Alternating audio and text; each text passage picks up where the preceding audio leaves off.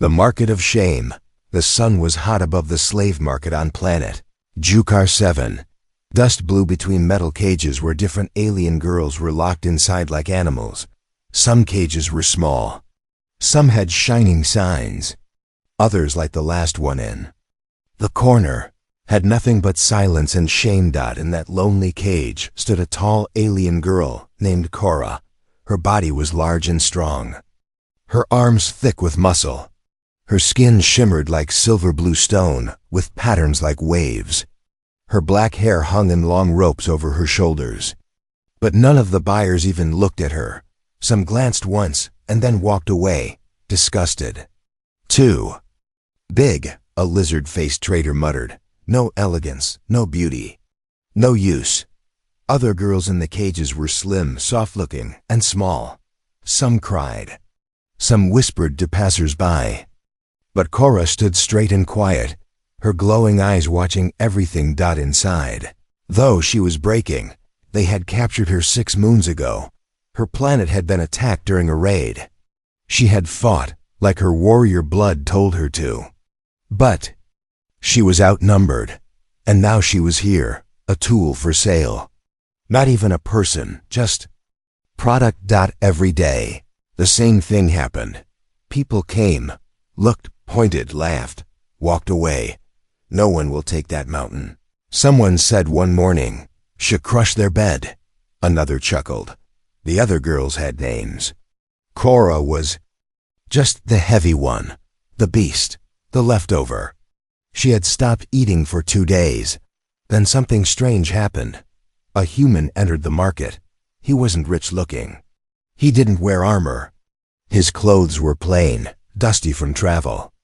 He had dark brown hair, a few scars on his jaw, and kind eyes that scanned the cages without hunger or cruelty. He wasn't there to buy, just passing through. But when his eyes reached Cora's cage, he paused.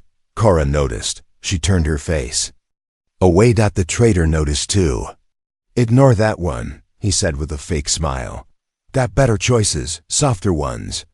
But the human kept looking. He walked closer. "Is she for sale?" he asked quietly. The trader laughed. "You serious, human? She's a mistake. No one wanted her. Look at that body, made for lifting rocks, not love. But sure, you want her? I'll give her for cheap." Inside the cage, Cora's fingers tightened around the bars. "Cheap. Just like trash." The human didn't laugh. He looked at her again.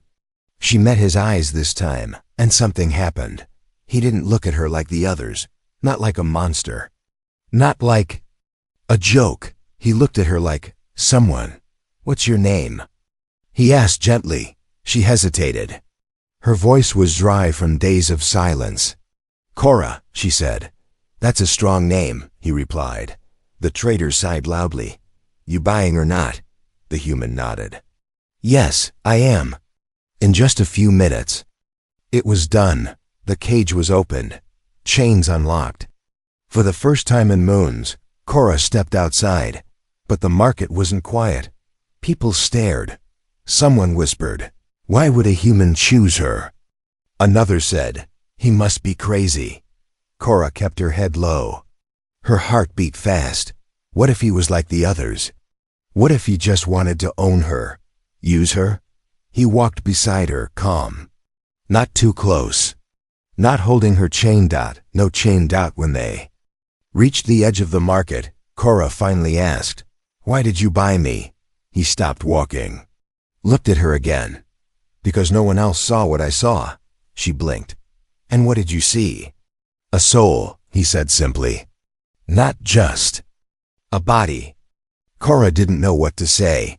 People had stared at her body for years. They called it wrong, too much, not feminine, not fit. No one had cared about her soul. They walked quietly after that, toward a small old ship that looked like it barely flew. But to Cora, it was freedom. Before they went inside, the human looked back at her. "My name's Aaron. I don't expect anything from you. You're free to leave any time." She stared at him. "I don't understand. You bought me." "I bought your chains," he said. "Not you." That night, She sat on a soft seat inside the ship, a blanket on her shoulders. Warm food in front of her. She didn't eat. She didn't cry. She just sat, silent, feeling something strange. Not fear, not shame. Hope. Real, dangerous, painful hope. For the first time in a long, long time. Cora sat on the corner bench of the small ship. The engine hummed softly. It wasn't loud like warships or glowing like luxury crafts. It was plain, old, like something forgotten but still holding on. Just like her, the man Aaron was fixing something near the control panel. Sparks jumped once, and he winced. Still touchy, he muttered to himself. Cora hadn't moved since they left the market. The blanket around her shoulders stayed still. The food he gave her was untouched. She didn't trust it. She didn't trust him. Why would she? People didn't buy things unless they wanted something. Aaron glanced back at her. You sure you don't want to eat? It's nothing special. Just rehydrated stew, but it's warm.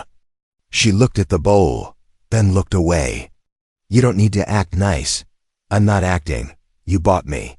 He sighed and leaned against the wall. Yeah, I did. She turned her eyes toward him. Calm, but sharp. Then say what you want from me. Don't pretend. Aaron didn't answer for a moment. Then he said something simple. I wanted you to be free. Cora's jaw tightened. She stood slowly, the blanket falling from her shoulders. Her voice was quiet, but steady. No one ever wants someone like me. They point. They laugh. I've been traded twice and caged. 5 times. Everyone thinks I'm a mistake. Too large. Too strange.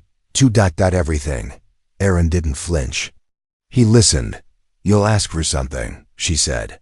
Maybe not now, but soon. I won't, he said softly. And you're not a mistake. Her body froze. She wasn't used to hearing that. He added, you're you. And maybe that's exactly what the galaxy needs. She blinked. That wasn't the answer she expected. Cora didn't believe him. Not yet, but something inside her cracked open. Just a little. Later, when the stars filled the window, Cora sat on the floor near the cargo wall. Aaron handed her a small datapad. What is this? She asked.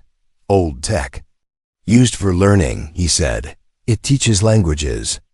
You can start with Galactic Common if you want. She looked at him. Why teach me?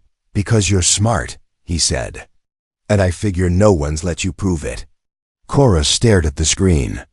Simple words glowed. Sky, ship, trust, freedom. She tapped one word slowly. Trust. She repeated it under her breath. She didn't know if it was a lie, but it felt like the right word. The next day, they landed on a supply station. Not a big one. Just a floating market on a moon near the asteroid belt. Aaron needed spare parts. He told her to stay inside the ship.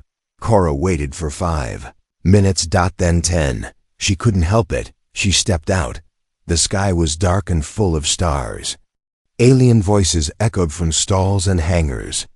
She pulled the blanket over her head, trying to hide her form, but people still stared. One alien snickered. What's that thing? A walking wall? Another one laughed. Looks like a cargo bot got painted blue. Cora's hands clenched. Then she heard shouting ahead. Aaron's voice. No. I won't pay triple just because I'm human. The traitor was a 4-eyed insectoid, angry and loud. Then you go without fuel, soft skin. Aaron didn't back down. I know the real price.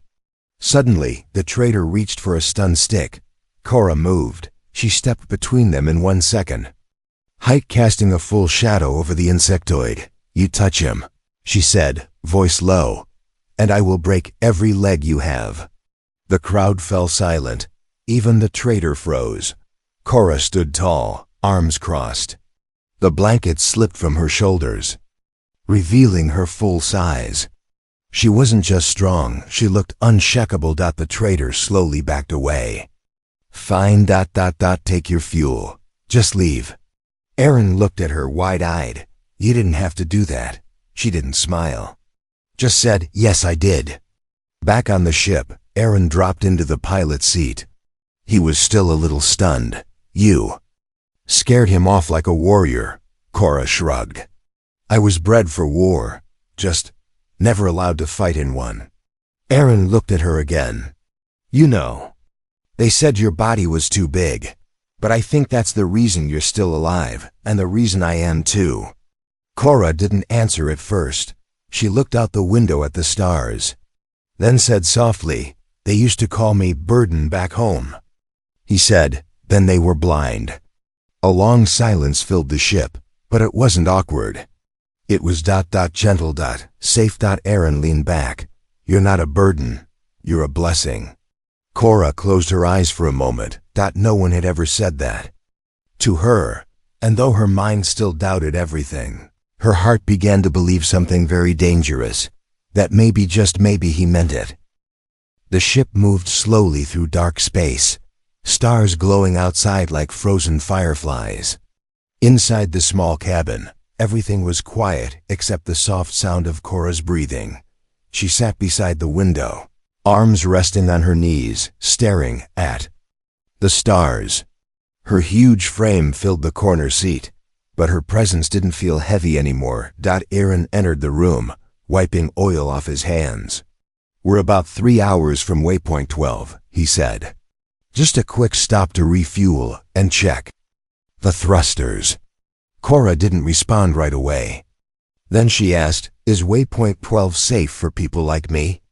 Aaron raised an eyebrow. "People like you? You know," she said. "Too big, too different." Aaron smiled gently. "Cora, I don't care if you're 10 feet tall or made of lava. If anyone stares, that's their problem." She didn't smile back, but her eyes softened. The next few days became a routine neither of them expected. Aaron gave her tasks, small ones at first. Carrying crates, holding open stuck doors, cleaning filters, but one day, when the ship's navigation system glitched, Cora surprised him. "I can fix that," she said. Aaron blinked. "You know this system?" "Old military tech," she answered. "Same model they used on our border ships. I trained on it when I was 12. She sat at the console and within minutes rerouted the wiring and rebooted the system. The screen flashed back to life. Aaron grinned. "Remind me to never underestimate you again." Cora looked down at her hands. "I forgot what it feels like to be useful." Aaron tilted his head. "You've always been useful. They just refuse to see it." One evening, they stopped on a barren moon for repairs. The surface was covered in cracked stone, and wind howled like a ghost through the valleys. Aaron went out first to secure the landing gear. Suddenly, the wind changed pitch. Cora felt it even inside the ship. Then she heard it. Gunfire. Her body moved before her thoughts did. Outside, Aaron was pinned behind a broken fuel unit. A group of raiders firing energy bolts from the cliffs. He returned fire with his small blaster, but they were many. Cora didn't wait. She burst from the ship. Like a storm. The ground shook beneath her feet. One raider saw her charging and froze. Before he could run, Cora grabbed him by the vest and threw him 10 meters into a rock wall. 2 more fired at her shots, hit her armored arms and chest. But she didn't stop. With a roar, she slammed into the line of attackers, her strength like a battering ram. She ripped a weapon from one of their hands and snapped it in half. The raiders scattered. Aaron stood up slowly, stunned. "You just don't say it," Cora said, breathing hard. "I told you I was bred for war." Aaron laughed. "I was going to say you're incredible." Back inside, Aaron treated a small burn on her shoulder. She didn't flinch. "I don't get it," she said quietly. "You treat me like I matter, but I'm not soft. I'm not pretty. I'm not—" "Stop," Aaron said firmly. Cora looked up, surprised. "You're not soft," he said. "You're strong. You're not pretty. You're beautiful. In a way most people are too small-minded to see. And you do matter." Cora stared at him, silent. "I don't need you to change, Cora. I just need you to stay alive." That's enough for me. No one had ever said that to her. Not her old commanders, not her people, not even her family. Later that night, Cora lay in her sleeping corner. She stared at the low ceiling, her mind turning. She remembered being 10 years old, bigger than all. The other kids, they called her Stone Ox. They said she'd never find a mate. Too rough, too loud, too big. She remembered how she'd forced herself to stay quiet. Walk slower. Pretend to be small. But no matter what she did, she was always too much. Until now. Until Aaron. He saw her as she was and didn't look away. The next morning, Aaron gave her a small data chip. What's this? She asked. A translator, he said. If you want, you can start helping me on the comms. We'll be landing on a trade hub soon. I could use someone who understands alien languages. Cora blinked. You're trusting me to speak for you. I trust you more than anyone else out here. Cora took the chip slowly. Her hands were still large and scarred. But now they held something precious. Purpose. She whispered. I'll do my best. Aaron smiled. That's all I ever ask. The ship moved on, stars rolling past like waves in the dark. And in that quiet, between silence and flight, something new began to grow inside her. Not just trust, not just hope. Belonging. Asterisk. The trade hub floated above a gas giant like a shining coin in space. Ships from every part of the galaxy came and went, docking like insects swarming a hive. Inside it was noisy, bright, and full of danger hiding behind fake smiles. Cora followed Aaron through the wide halls, her heavy footsteps echoing behind his lighter ones. He told her to stay close, but she didn't need to be told. She could sense the eyes watching them already, some curious, some cruel. They reached a parts vendor. Aaron needed a new plasma stabilizer, but the alien at the counter raised 2 of his 4 eyebrows. Strange company you keep, human, he said, his tongue clicking. She's my partner, Aaron replied without hesitation. The vendor laughed, loud and sharp. Partner? That one looks like a demolition droid wrapped in skin. Cora said nothing, but her hand twitched at her side. Aaron stayed calm. Are you selling parts or telling jokes? The vendor hissed. I sell to paying customers, not freak lovers. Aaron's fist clenched, but before he could say anything, Cora stepped forward. She stood tall, towering over the vendor's table. Her silver blue skin glowed faintly under the lights. Say one more thing, she said slowly, and I'll remind you what demolition really looks like. The vendor froze. For a long moment, no one spoke. Then the alien quickly shoved the part forward. Fine, take it. Just go. As they left the stall, Aaron looked up at her. You didn't have to do that. Cora didn't look at him. Yes, I did. I could have handled it, he said softly. Cora stopped walking. I know. She turned toward him. But you protect everyone else, she said. Someone has to protect you. Aaron was quiet. Then he smiled. Guess I'm lucky it's you. They stopped at a food station next, waiting in line. Alien families sat together at nearby tables. Most stared when Cora entered. A child pointed. A parent whispered for them to stop. Cora felt the old shame crawling up her back again. She looked away, hands curling into fists. Aaron noticed. Come on, he said. Let's eat outside. I know a place with stars and no judging eyes. They left through a side door to a quiet docking bridge. Through the glass wall, the gas giant below swirled in deep reds and golds. It was silent here, peaceful. Cora sat on the edge, biting into the strange bread he gave her. It was dry but sweet. This is nice, she said. Aaron nodded. I always liked space better than cities. Out here no one cares what you look like. She glanced at him. You don't care what I look like? He shrugged. I notice it. You're kind of hard to miss, but I care more about who you are than how you're shaped. Cora didn't know how to reply to that. No one had ever said she was more than just her body. They were walking back toward the ship when trouble came. 3 thugs stepped out of a shadowed hallway, 2 insectoid, 1 large with scaled arms. Their clothes were worn and their weapons were visible. "Hey, human," the big one said. "Heard you got a new pet, big one. Strong legs, how much for a night?" Aaron stopped walking. "Cora's body TENCD. He replied. "She's not for sale."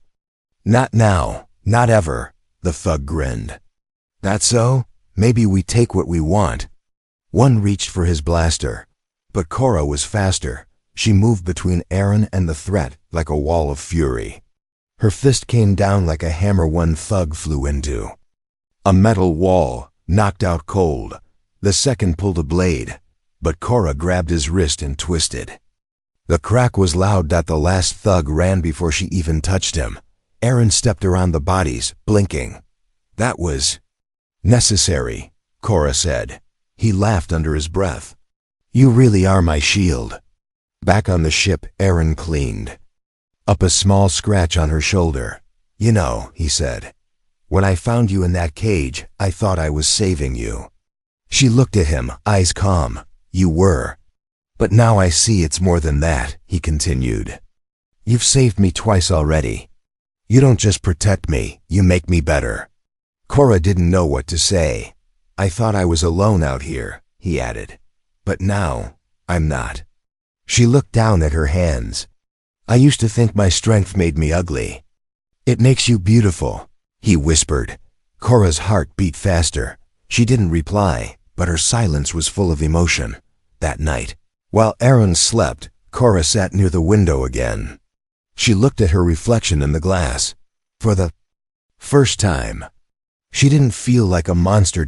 She felt like someone who mattered, like someone who could protect, belong, and maybe even be loved. The stars outside the ship moved slowly, like glowing dust across the black. Inside, Cora sat in silence, a warm drink in her hand. Her large fingers wrapped around the mug carefully, as if afraid of breaking it. Aaron sat across from her at the tiny ship table, working on a cracked datapad. But he wasn't focused. He kept glancing up, watching her. Finally, she said it. "I haven't told you everything."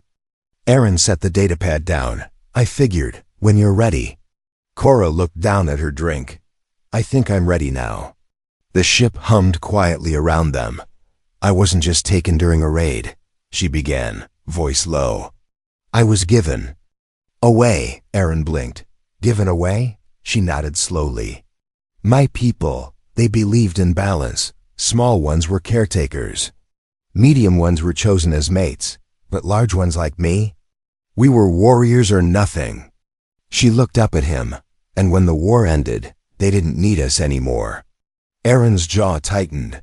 "They didn't kill us," Cora said bitterly. "They just pushed us aside. Told us we had no place. My own family stopped looking me in the eye. I was too much, too strong, too big to belong."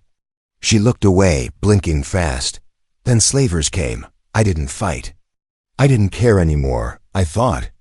Maybe they were right." Aaron reached across the table and gently placed his hand over hers. "They weren't right," he said. "They were scared. People fear what they can't control." She looked at him, eyes glowing with something deep, something that had been trapped inside her for too long. "I trained my whole life to protect," she whispered. "But I never had anyone worth protecting." "You do now," Aaron said softly. They sat like that for a while.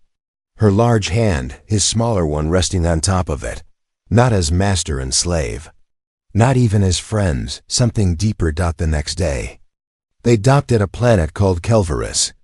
Aaron had an old contact there, someone who owed him a favor. They needed new parts, food, and some information. Cora didn't leave the ship right away. When she finally stepped out, the planet's wind hit her face. The sky was gray. The air smelled like metal and rain. Aaron was talking to a woman with 4 mechanical arms. She had bright orange goggles and a sharp grin. When the woman saw Cora, her eyes widened. Well, she whistled. "Didn't Know you were traveling with a living warhammer, Aaron smiled. This is Cora. The woman looked her up and down. I'd hire as a bodyguard in a heartbeat. Cora raised an eyebrow. I'm not for hire, the woman chuckled. Even better. You've got one who chooses to stay. Cora didn't say anything, but inside, something stirred. The way the woman spoke to her. It wasn't mockery. It was respect. That evening, they found an old tavern to eat in just for fresh food and a quiet moment. But halfway through the meal, a sharp beep came from Aaron's wrist device. He read it. Then his face changed. Cora saw it immediately. What is it? Bounty notice, he muttered. For who? He hesitated. For you. Cora's muscles tensed. From who? Unknown sender. But they used a military clearance code. High level. She went quiet. Aaron leaned forward. What aren't you telling me? She stared at her plate. Finally she said, I was promised to someone. Aaron blinked. Promised? A political alliance, she said. I was a war bride. My body was useful for diplomacy. But when I refused the match, they marked me as a disgrace. Aaron shook his head. So they sent someone to bring you back. Or silence me, she added. He looked her in the eyes. I won't let that happen. She gave a small, sad smile. You can't stop a full military retrieval squad, Aaron. He leaned back. Then we don't wait for them to find us. Back. On the ship, Aaron started rerouting flight paths and disabling trackers. Cora helped him, her large hands surprisingly gentle with wires and circuits. Where will we go? She asked. He looked at her. Anywhere you want. She paused. You're risking everything for me. He shrugged. You risked everything for me first. Then he looked at her seriously. Cora, do you want to keep running forever? She shook her head. No. Then let's find a place where you can stand, not hide. Cora looked out the window at the stars. I don't want to just survive anymore, she whispered.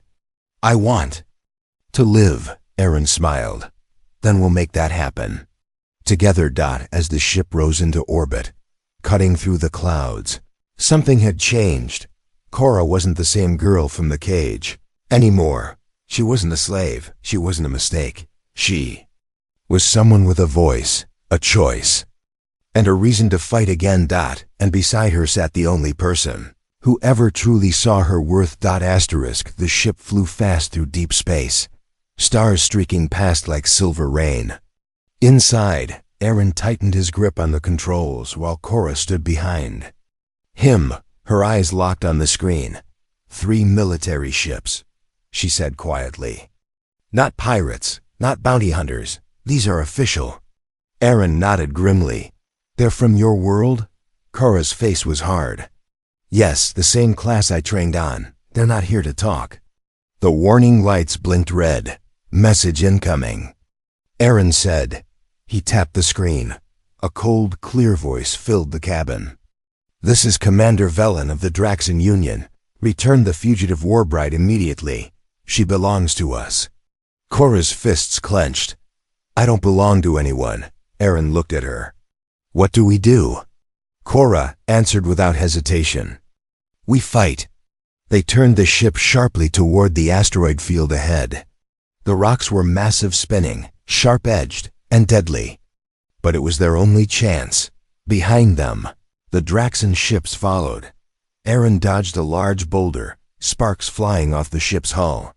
This isn't a battlecruiser, he shouted. She wasn't built for war. Cora moved to the weapon station.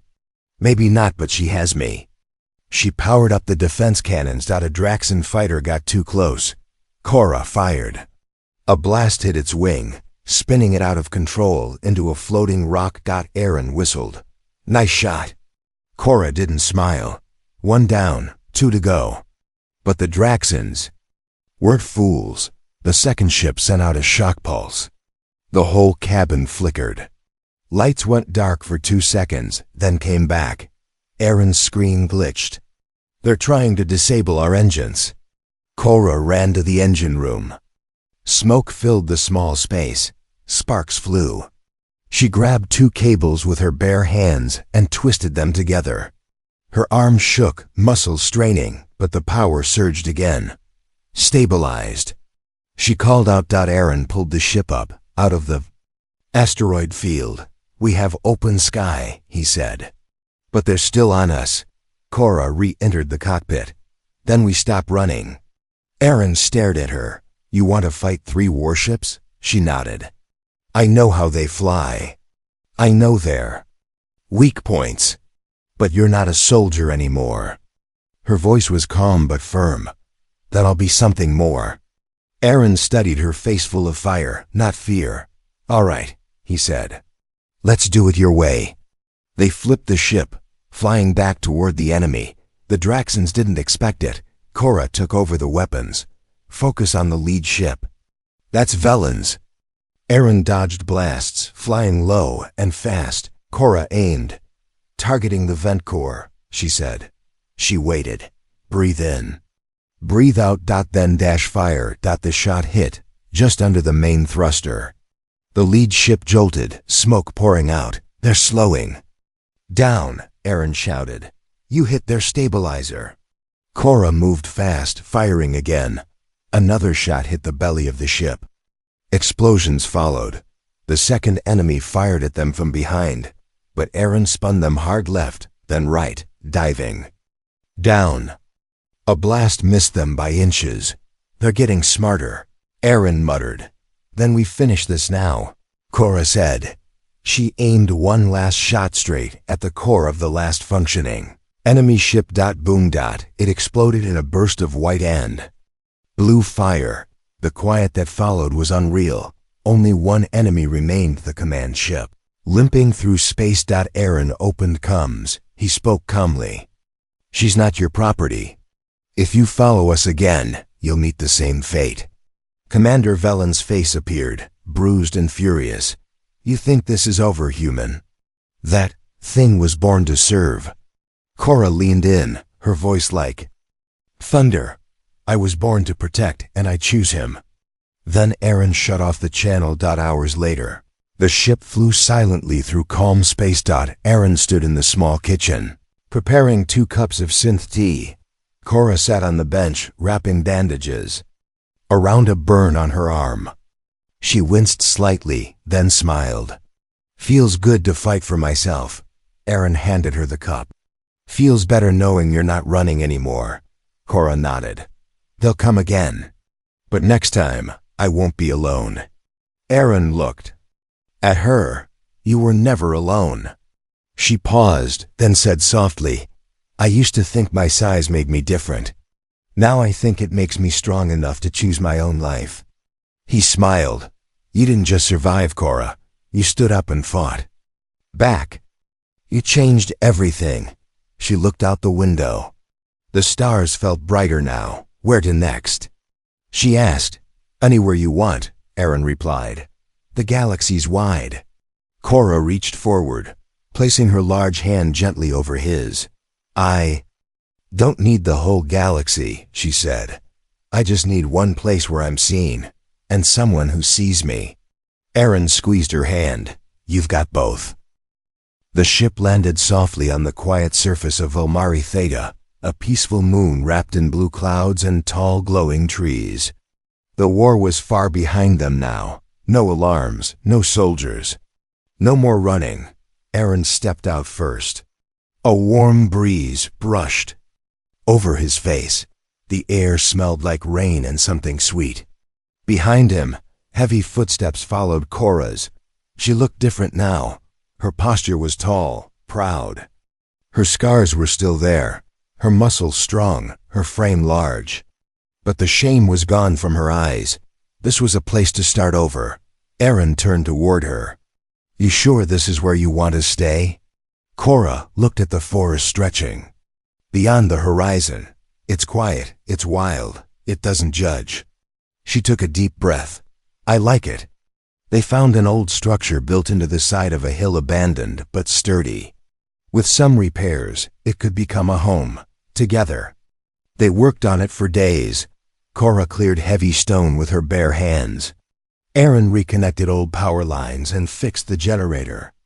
They made a fire pit, a sleeping space, and even planted small alien herbs in pots near the window. It wasn't much, but it was theirs. One evening, Aaron walked outside and saw Cora sitting near the edge of a cliff, her legs crossed, a wooden carving in her hands. He walked over quietly. "What are you making?" She handed it to him. It was a figure, rough but clear. A woman standing tall, hands open, head high, strong shoulders, big frame, and beautiful. "It's how I see myself now," she said. Aaron ran his fingers over the wood. "You always were that. You just didn't believe it." She looked at him. "You believed it for me." Word spread across nearby systems over the next weeks about a human and an alien woman who fought off Draxan warships, who stood their ground, who made a home where no one thought they could. Some wanted to meet them, others came to ask for help. A few just came to see. Cora didn't hide anymore. She walked among them without lowering her eyes. She carried supplies, gave advice, and helped build shelters for settlers who had nowhere else to go. Children watched her like a hero from stories. And in many ways, she was. One afternoon, a shuttle landed near their hill. An older alien woman stepped out, tall, with eyes like Cora's, but softer. It was her aunt from her homeworld. Cora didn't expect it. The woman approached slowly. "I heard stories. I didn't believe them, but here you are." Cora stood still, her heart pounding. "Why are you here?" "I was wrong," the aunt said. "We all were. We made you small so we wouldn't feel weak beside you, but you were never small." Cora didn't answer until Aaron stepped beside her and quietly took her hand. Aunt looked at him and gave a respectful nod. "I don't ask for forgiveness," she said. "I only ask that you live as loud and strong as you were meant to." Then she turned and left. Cora stood still for a long time. Finally she whispered, "That was enough." That night, Aaron and Cora sat beside the fire. The stars above were bright and endless. Aaron looked at her. "What now?" Cora smiled. "Now we live," he chuckled. "You sure you want to stay here forever?" She leaned her shoulder against his. "Not forever. Just long enough to feel what peace tastes like." She paused, then added, "I was once called worthless, unwanted, sold like junk, all because of this body." She looked at her hands, her arms, her thick, powerful legs. "But now I've built homes with it, saved lives with it, loved with it." Aaron turned to her gently. "You're not your body, Cora, but even your body is beautiful." Her eyes met his, soft but fierce. "I'm more than just a body, but I finally accept every part of me." She placed her hand over his heart. "And you saw all of me, even when I couldn't." Aaron leaned forward, resting his forehead against hers. Together, in silence, they understood something deep, something that words couldn't fully hold. She was no longer just a forgotten girl in a cage. She was strength. She was heart. She was free. And beside her was the one person who saw her true worth from the beginning. The end.